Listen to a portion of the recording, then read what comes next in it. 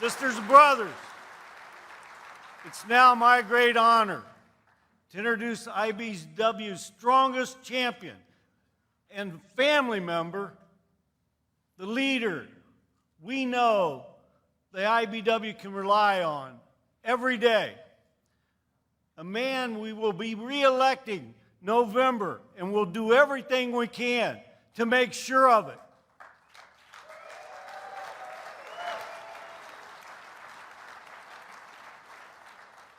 Brothers and sisters, please join me in welcoming the biggest supporter of the IBEW, the most union-friendly, pro-labor president in the history of this great nation, our current and our next president of the United States, Joe Biden.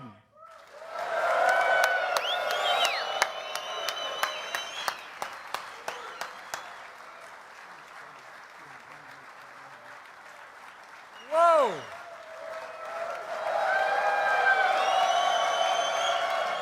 Hello, hello, hello! It's good to be home.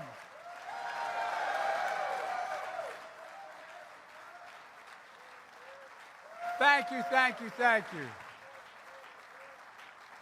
As my mother would say, God love you.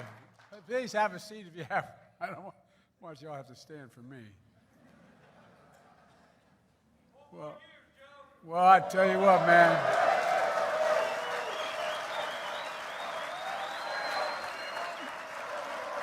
The reason I got the first 4 years is the IBEW, and that's no malarkey. You guys stood up first. Kenny, thanks for that introduction. I tell you what, I caught the tail end of his little film there. Pretty impressive. He's now a movie star. Look, most of all, I want to thank Kenny and all of you for your partnership and your friendship. Union workers, IBEW, I'm president, and that's no malarkey because of you. That's no joke. I wouldn't be standing here if you not stepped up when you did in 2020.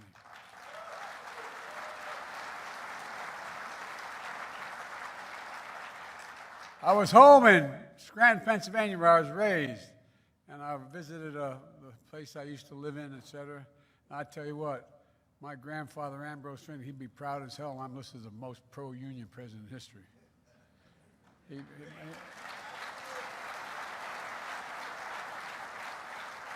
I had an uncle named Ed Finnegan, and he said, Joey, you are our union from belt buckle to shoe sole.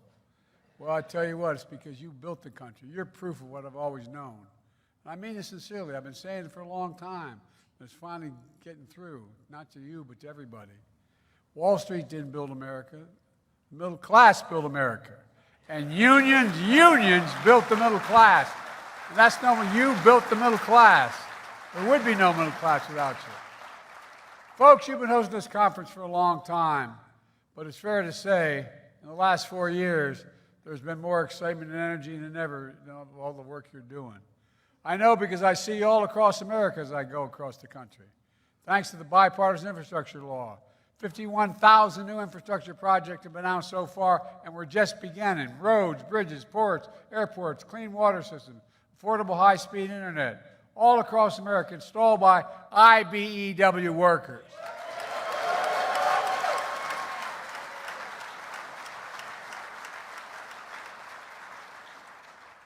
I said when you guys endorsed me, when I think of climate, I think of unions. I think of jobs. Improved power grids, new offshore wind turbines put up by the IBEW workers. A national network of 500,000 electric vehicle stations are going to be built by IBEW workers. And let's hear it for Davis-Bacon requirements.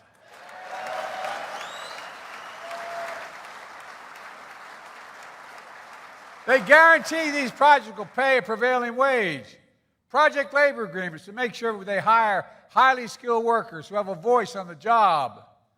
And by the way, these projects are using American-made materials, creating even more good-paying American jobs, union jobs. You know, since the 1930s, and I have to admit to you, in my early days in the Senate, I didn't realize this law said it was the law that established the rights of union to organize back in the 30s. Well, that law said a little piece of it no one paid much attention to. The law said that when the federal government spends taxpayers' dollars, it has to buy American products with it, and it has to use American labor. but that was honored in an exception. No, the vast majority of the presidents didn't do it, and the last guy didn't even know it. A lot of things he doesn't know. But look,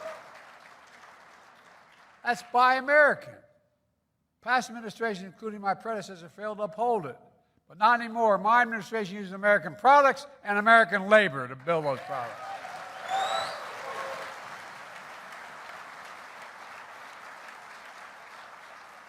And by the way, for all you skilled trade representatives out there, it's totally within all the rules and regulations. And there's no violation. We're not violating anything, man, except we're showing the world what we can do. At the same time, we're making the most significant climate investments ever. When I think of climate, I think of jobs, union jobs, good-paying jobs, many that don't require a college degree. And that's what we're seeing. We've attracted $700 billion in private investments in advanced manufacturing, clean energy, and more here in America, creating tens of thousands of good-paying IBEW jobs. The bottom line is, this is not exaggeration, the next decade and beyond, you'll be coming to this conference seeing how critical the IBEW is and how transformative the project you're going to be making for the country. And I mean transformative. Take nuclear power, the biggest source of clean energy. It employs over 60,000 workers, including many of you. The key to meeting the goal of 100% clean power grid by 2035 depends a lot on it. That's why we're keeping existing plants open, restarting shuttered plants, and building America's first new nuclear plants in decades.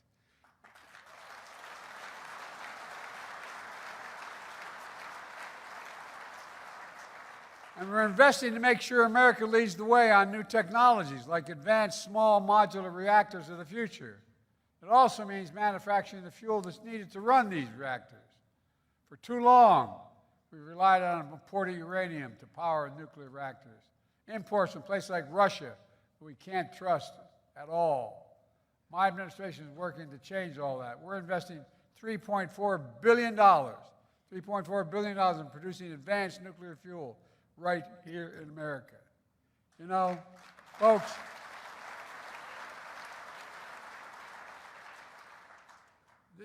I know we're going to look back on this 20 years from now and talk about what a revolutionary period this was for the country.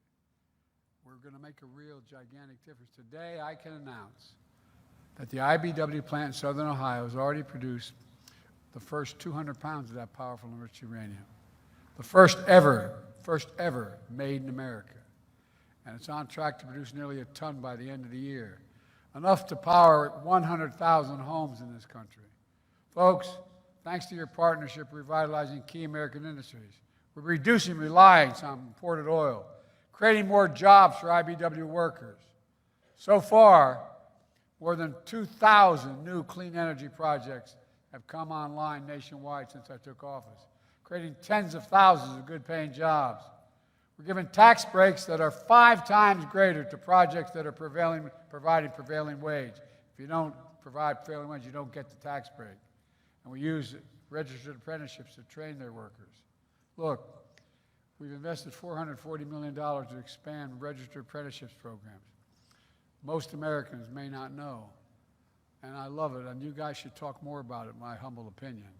Everybody thinks, I want to be an electrician. I show up, well, here's your card. Come on, man.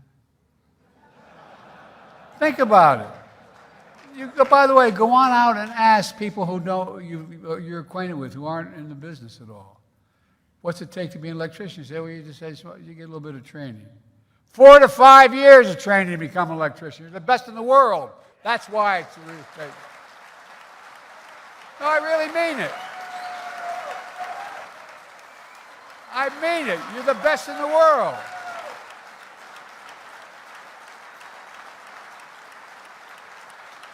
It's like having to go to college, for God's sake. I'm serious. Well, I tell you what, every businessman I talk to, I remind them of who you are. Not a joke. Not a joke. And once workers are trained, we're making sure they get the good pay and benefits they deserve. Through my American Rescue Plan, I also enacted the Butch-Lewis Act, the most pro-labor union worker law retirees with 50 years. All we're doing is protecting pensions for thousands of IBEW workers and others. The idea they made it hard for to get it done just blows my mind. But we made it happen. While my predecessor never lifted a finger to do any help. Matter of fact, he lifted a finger, he put a thumb on it. Look, not only that, he put union busters on the National Labor Relations Board. The people I've appointed to the National Labor Relations Board actually care about American workers. No, I'm not kidding. And despite the Supreme Court and our Republican friends trying to block us, they haven't stopped me from pursuing an alternative path to relieve the crushing burden of student debt. That includes forgiving loans for vocational schools, community college, and some apprentice programs as well.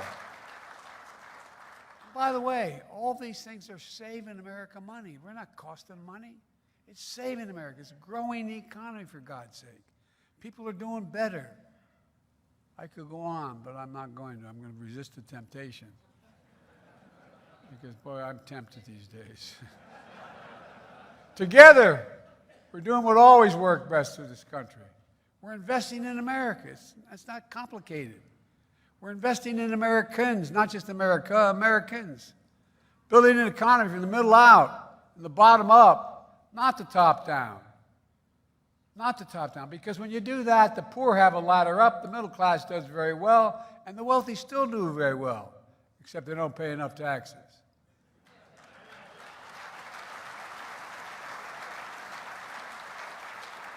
By the way, just parenthetically, you know how much we have 1,000 billionaires in America? You know what the average federal tax rate is for them? Billionaire, billion, not million, billion. 8.3% federal tax. No, I'm serious. Isn't it bizarre? Anybody willing to trade their tax rate for yours? Raise your hand. Look, and folks, our plan is working. So far, we've created 15 million new jobs. Unemployment hasn't been this low for this long in 50 years. And that includes record low unemployment for Black and Hispanic workers as well. Wages are rising. Manufacturing is booming.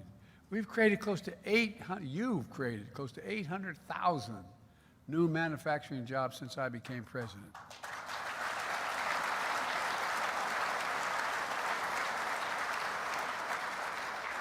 I got to tell you, when I was a senator and vice president, I got so sick and tired.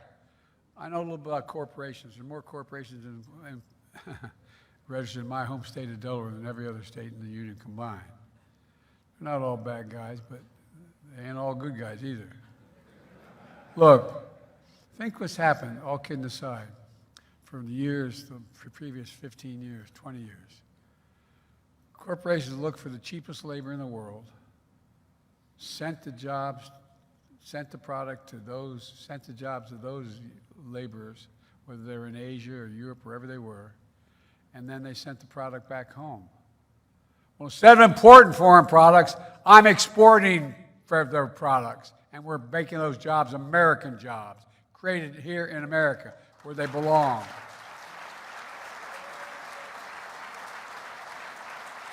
It's not that complicated. I really mean it. 550,000 jobs brought home. Home, home, home.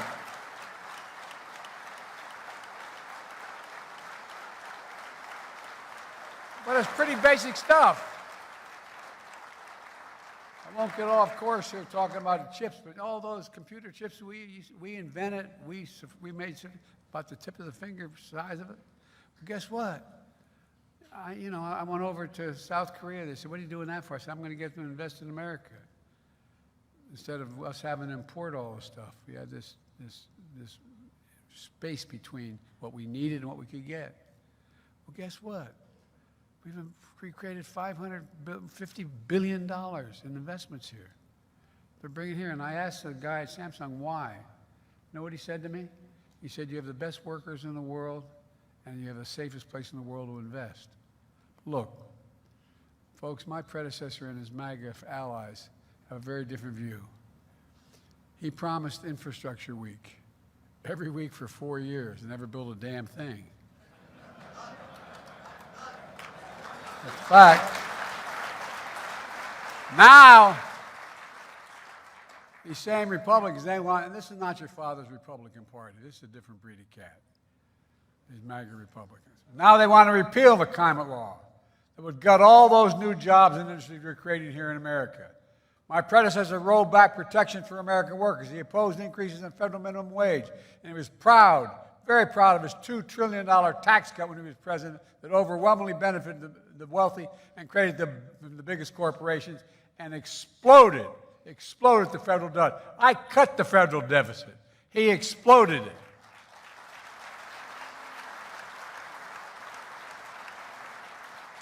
By the way, there's no exaggeration here. It's going to expire. And if I'm reelected, it's going to stay expired. Look,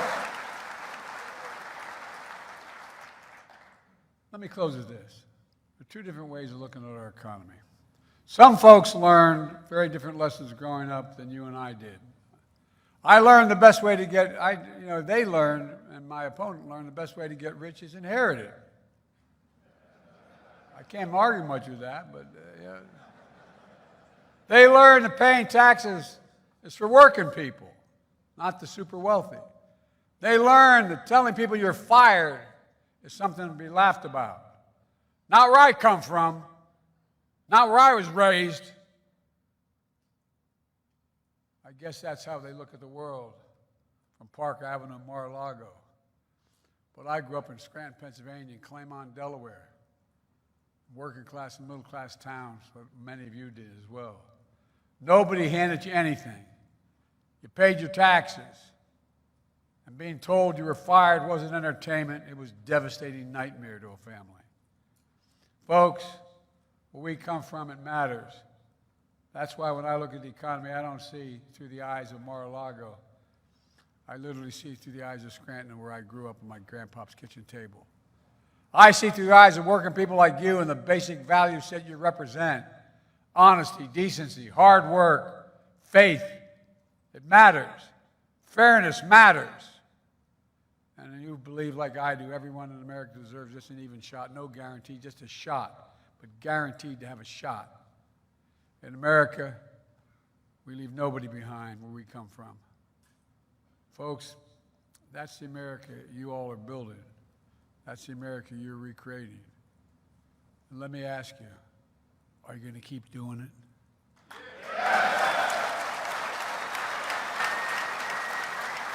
I know we can do this because of you, the American worker. And I've never been more optimistic about our future than I am today.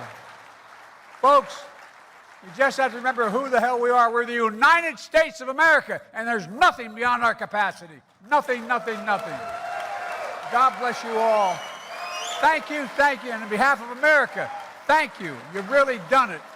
Thank you, thank you, thank you. Thanks.